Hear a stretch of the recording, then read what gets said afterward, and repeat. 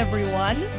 Welcome to No Title Needed, coming to you from Feinstein's Cabaret at the Hotel Carmichael in Carmel, Indiana, USA. I'm Cynthia Collins. And I'm Scott Osborne. We are your co-hosts. We sure are. And today, it's a good thing that we are kind of wearing pastels.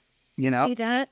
Because our guest, Ali Dillingham, is filled with pastels. Yes. Yes, she is. She's wearing pastel. She is knitting pastel. Knitting, you might ask. See that little bauble? Oh, we got to take a better look at that. Okay. All right. So you. let's see. So Ali is a knitter artist. I don't know what you actually. Title. Yeah. What is the official, your official title? So fiber artist is the term awesome. for everything Okay. made with yarn. Okay. So it can be weaving, it could be knitting, it could be crochet. And I brought lots of things, and I'm happy to talk Lots of fiber. about it. Let's show them what you're Okay, doing right now. So right now working on a sweater Yeah. and finishing up a sleeve. Show the collar is so. Yeah, that color. Because the contrast Yeah, it's is truly. fantastic, right? And you're using. Look at those, like the way the pattern shine too. Yeah. And it's incredible, professional. right? She makes it look so easy. Yeah. Oh, so Love it. holding my yarn. I carry this around with me. So I can walk and work. Oh my gosh, that is the biggest key fob. For yarn, it's the biggest key fob I've ever seen.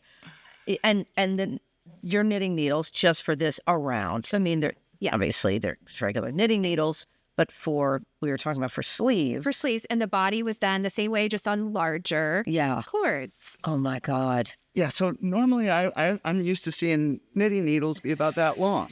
The straight. Yeah, yeah. And actually, my store is a yarn market, and it's in the village of West Clay, and I only sell circular needles, which sometimes throws people off when they come in.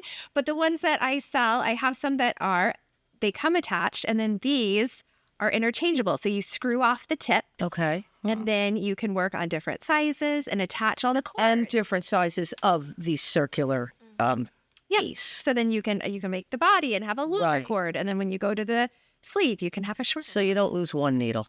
Do different widths of needles change the stitching? So like if that is a thicker round, does that adjust how it comes out in the final product? It does. And so different size yarn, then you'll use different size. And what about the texture? Because I was feeling these before. They're so soft. These are new. Did you just get these in? Just got these and just got this brand. And so I change kind of different fiber content according to season. So this has cotton in it, and then some are wool. We have some that will be linen coming in. So according to season. I mean, those are so soft, I could put my head on it. I might just use it. That's absolutely fine. After this. But Is this about the thinnest it gets, or does it? Do you? It gets thinner. Okay, and does that create just a finer fabric? It does, and a different drape. So usually people will make a square before they get started, and then they can see, okay, how do I want the fabric to feel, and kind of practice before they get started on. And you made that sweater you're wearing. Of course, you wear your product, which is, of course, so smart. Yeah. And you love it. So why not wear it? And it is. It's something you get to express yourself through what you make, which I love. Sure. And so we have, actually, it's called Flaunt It Fridays. So people come in and show what they made. And I think it gives me goosebumps because even if they can't make it to the store, then they tag what they made on Fridays because it's art. And I want people to show, be proud of what they Wearable art. made and share it with the community. So they share the pattern, they share what yarn they use. So then other people can get inspiration from that. Very cool. What were you going to say? Wow, I was curious. No, I was curious about. So I'm seeing the one you're working on versus the one you are wearing versus what's in here. Which one would be used for the one that you're currently wearing right now, in width and structure of yarn? Most similar to this. I did not bring the exact yarn, but it has alpaca in it. So that's why it's so soft. Halo. Yeah. So cool. This is fun. I feel like I'm learning something. Well, and these colors, Yeah. just the colors. This color of blue is just spectacular. And then you have the different, And this shade, that shade. The caramel colors there too. Right? Can we hear those titles? Sure. So the blue, we had a naming contest when we received these colors and had them specially dyed for the shop since we're the only yarn shop in Carmel. And so the blue is Rangeline Royal Blue. And then the one with the, and you can take it out and see. I like to see that. So it has speckles, and then it's dyed to coordinate with this. So the speckles, this one is Roundabout Way. Okay. And then we have Rangeline Royal Blue. Oh, I love this. And I love the names. Good yeah. choices. Yeah. And sorry, we just skimmed right over this, but the name of your shop. It's a yarn market. So That's it. You said it, but I wasn't sure if that was. Yes, that is the yarn name. market. I wanted it to feel like a farmer's market. So you have all these different vendors, and a lot of them are local to Indiana. And so they're all sharing their special kind of hyper-local yarn too. So we have local designers, local authors, and independent dyers. All there in your shop. Oh, we have to come over there. Yes. So before we started the show, you were telling me a little bit about a yarn truck, or how, can you go into that a little bit? Yeah, yarn truck. You're just completely knitted. So Lindsay, actually, who owns this company, Indigo Guinea, her mom started the company, and now Lindsay owns it. And she has a truck filled with yarn. So it's like a food truck, but you walk in and the walls are covered in yarn. Oh my God. And so she takes it to different fiber festivals. And then certain Saturdays of the month, she'll come to a yarn market. Okay. So we try to have an event at least once a month to bring the community together. Okay. So she'll park her truck outside and you can go in and see. I carry a selection of her yarn at all times, but then she brings a bigger selection. And then there's other yarn trucks that come too. So we're going to have, it's called a mini Indie Fiber 100. So there's multiple yarn trucks. Wait a minute. She got it. So hold on. Yes. So all the yarn trucks will gather and sell their wares. Yes. And can you In the month of May. Like in the month of May, and it's like a food truck. Do you walk up to the window? I'd like a alpaca mix with a side of cotton Exactly. mix. I mean, you know. And so it is amazing. And we try to put, so the one in February will also have bunnies there. So it will be a bunnies and bow theme. My background is speech therapy, so I go big on the themes. Yeah. Okay. I can't help it. No. Listen. First thing, it's great marketing. Second thing, you have all these artists together. Yes. Sharing their styles Exactly. in knitting, and then you. Oh my gosh. So, okay. Let me just. You are. I'm like but. You're. How did you get into knitting? Did you go to school for speech therapy? Yes. Okay. So there you Start there. Yeah. Let's start there. Let's start there. You went to school for speech therapy, and then did you start knitting as a younger person, or were you like, hey, I can use knitting as therapy? I started knitting. My great aunt taught me when I was 8 or 9.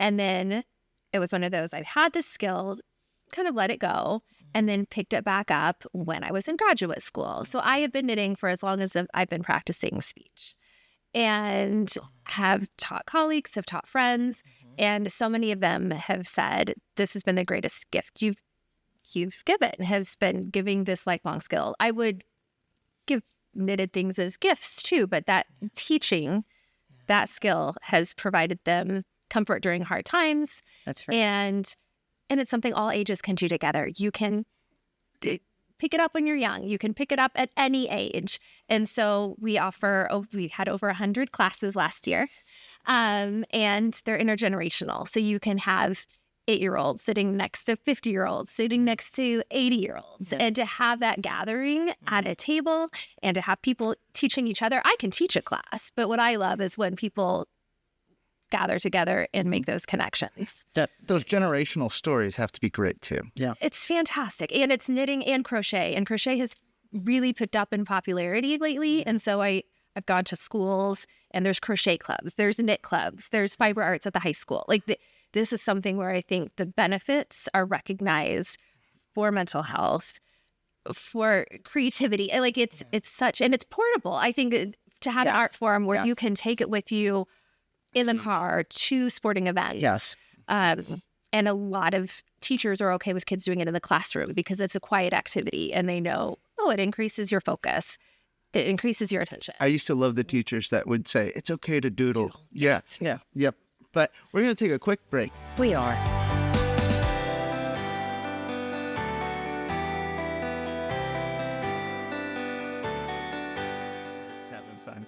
everyone.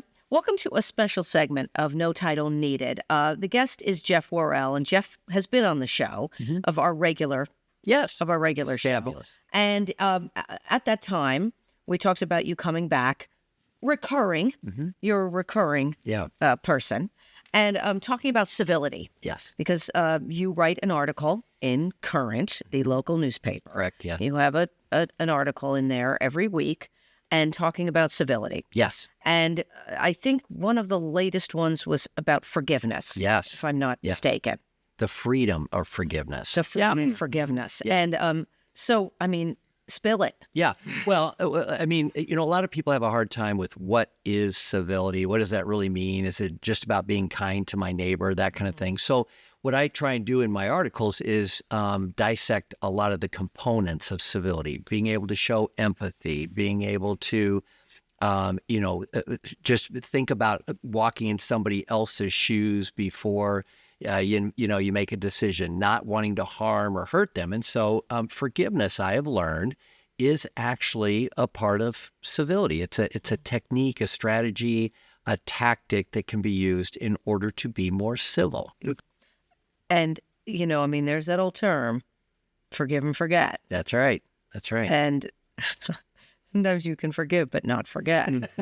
That does happen. I've been there. Yes. The words are easier to say than I think how I got started on this civility thing. But Right. But so, frankly, there's always going to be disagreements in our society, in our community, family, friends, work, wherever it is. And sometimes someone might make a mistake or you might feel harmed. And so being able to just naturally get beyond that is a way that we can have a more civil society. A lot of people hold grudges, and frankly, forgiveness is a grace. It's freeing for both sides. It's freeing for me if I'm the one holding the grudge, but it also allows us to have dialogue and be able to get past it, move on, and maybe help our community be better, which is what my goal is all about. Thanks, Jeff. And thanks for joining us. Cynthia Collins and Scott Osborne. We're your co-hosts, and for a little segment of No Title Needed about civility with Jeff Worrell. Thank you. Scoop is where? You're going to move that backward and forward. Hey, we are back. Guess what we're doing? You got it. We're trying to knit. You're doing great. We are learning something new. I love it. What do you know? Yeah. So there have been some terms that are like a horror film, but I don't know if we're going to use those on camera. Why not? But it helps you remember. Again, Ali Dillingham. Stab, strangle, scoop. Let me say, Ali Dillingham. She has a shop in the village of West Clay. And say the name of the shop again. A Yarn Market. A Yarn Market. It's her shop, but there are a bunch of other artists there. There are artists there. And we I'm on Instagram, Facebook, and YouTube. I have some tutorials. So if you're learning or if you take a class, and you can go to YouTube and follow the tutorial. What's that account name to find it on YouTube? Or... A Yarn Market. Everything is a Yarn Market. Right. A Yarn Market. Fantastic. Okay, now we're going to try this. First thing, my knitting needles, I love them because they're rosewood, and I'm so into that stuff. So first you stab. Can I say it? You go for it. Stab it. You strangle it. Okay? You bring it under. Yep. I don't know what that's called, but I just did it. Scoop it out. And you lift it off. Good you job. lift it off. Lift it up. Okay. Oh, I lost it. So it's great. It sounds pretty simplistic, but to make all the different kinds of patterns, I mean, this is just the very basic that you gave us. That's actually what my sweater is. This is all just that motion. Stop so it. Wow. Once you learn that stitch. You're lying to us. Wow. And I think sometimes people think it's harder than it is. And there's a meditation to it, because once you know this stitch, you just go around and around. This whole sweater was that stitch around. Just feels, Yes, just let me do it one more time. Ba, ba, da, ba, ba, ba, ba, ba, ba, ba. I love that kinesthetic. Yeah, that's fantastic. Yeah. Oh my It is. gosh. And this is merino wool, which is also lovely. So there is a tactile component to it where you're just like, oh, it's squishy. Yeah, it's soft. Yeah. And then it's forgiving if you need to take out mistakes. So you can, because there will be mistakes. Of course there will be. Everybody that knits says that. Yeah. You know, and my mother knitted, and I had mittens from her and everything. But I have friends that knit, actors, It's harder than life. and you're on a break, or they'll just start knitting and they make things, but it keeps people, like you said, calm. So if anyone has anxiety, if anyone's nervous, okay, I know a good friend of mine does this. He just knits. Oh, I take it to appointments, waiting rooms. Yes. It does. And it's been proven to lower your blood pressure, like the benefits from a physical standpoint too. Yeah, It probably wouldn't lower mine. Not when you're first learning. After you get the hang of it. No lowering with mine, but I can. Oh yeah, and this needs to be shorter. And I would absolutely, I can absolutely see that. And I love that you have the round ones because in all different sizes, you say all different sizes, all different. Because you only, you. But look, you let go of it and it didn't go anywhere. So your stitches won't. Right. That's true. And you don't lose them almost. I mean, if you do, you lose both. But there's pros and cons. Put these cute little things. Oh, I have notions. You will not lose your stitches. What is happening? Pencil caps. You have everything. And I love the branding here that you have. Oh, that's great. On the hat. It's cool. It's classy. And it is about branding. Let's not fool ourselves. There's some, I love noticing the difference between the materials. Something I never really focused on until this conversation, but seeing that thick weave versus your sweater versus the one you're working on. Yeah. All three of them have a different, complete look based on the material. And that's why it's nice to shop local, where someone can explain that to you and have that education. And we have yarn tastings where you can learn about the different types. So you have found real quick, and then we got to wrap it up because I have to finish this sweater by Christmas. That how many people are really into knitting in this area? A lot. And it's been fantastic to meet people. Some people come every week. They know I get new things every week. So Wednesday's the restock day, so they come to see what's out. And people travel because I think the supporting local, they realize how special, and each shop has its own personality. And so they like to support all the different shops. So the support has been tremendous, and it's been so exciting to meet a lot of different people. Well, you're awesome. Oh, thank you so much. And thank you for teaching us. Yes, and thank you for letting me share. And your product is gorgeous, and we wish you the best of luck with your shop. Thank you. And with everything you're doing, with helping with the therapy, and with just being an artist, and making something that people love to wear, and to show off, and to feel good in. That's it. I think it's the empowerment. I think just bringing it. Yeah, the cool thing, the coolest element is that you're also teaching. You're instructing. It's not just a shop. It's you have product, but you also have education, and you put it all together. Experience. It's an experience. It's an experience. Thank you. Yes, and the classes are online if anybody's interested. So it's under classes and events, and it gives all the information. Excellent. That's great. Ali Dillingham, thank you for being here. Thank you for having me. Go to her shop. She's awesome. Look at all this that you can get, all these beautiful colors and clothes. And experiences. And experiences, yes. Anyway, thank you so much. And thank you for being here for No Title Needed here at Feinstein's at the Hotel Carmichael in Carmel, Indiana. Come on over, see a cabaret. They have a wide variety of entertainment. It's a gorgeous space, right, Scott? Absolutely gorgeous. We didn't do the question of the week because we had to learn this. Right. Took a little time. We had our priorities. So thanks so much, and we'll see you next time. There we go. One day. Oh, God. Awesome.